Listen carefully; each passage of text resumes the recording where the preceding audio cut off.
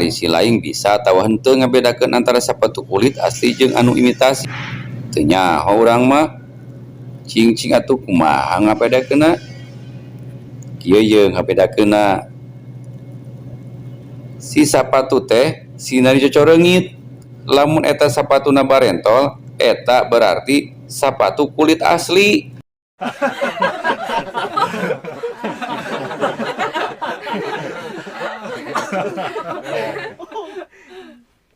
Dokter, leres abdi teh katarajangka sakit koneng. Leres Kang, naon tandana atuh penyakit koneng teh? Eta apaan wawas bapak meuni koneng.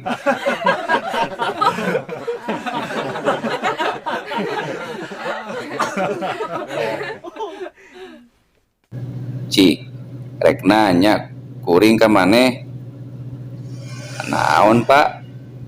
Pagawean naon anu dilaknat ku Allah? Ngaroga hala Pak. Ari anu dilaknat ku Allah oge disartu ku setan naon? Ngaroga hala anak setan Pak.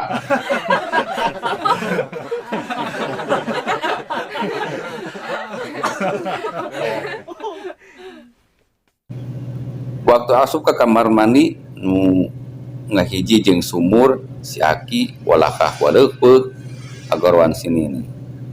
Tingali geura geuning bibir sumur ngegea timbaan nih ceuk si Aki reuwas.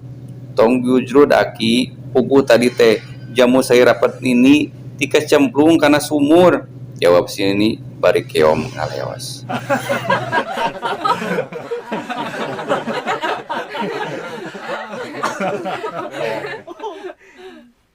Pak Guru, abdi bade tumaros wios. Baik nanya naon si laing? Kieu Pak Guru, hiji lilin nu hurung ditutup gelas, lilin eta parem. Anu kitu teh nunjukkeun kunaon Pak Guru? Si laing mah teu apa anu kitu oge. Teu aya hawa dina gelas. Salah Pak Guru. Naon cek si laing? Nu ngabuktikeun yang urang kirang pada melan.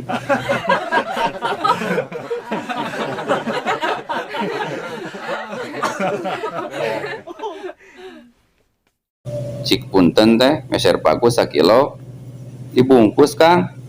Ah henteu bade tuang sakalian di dieu.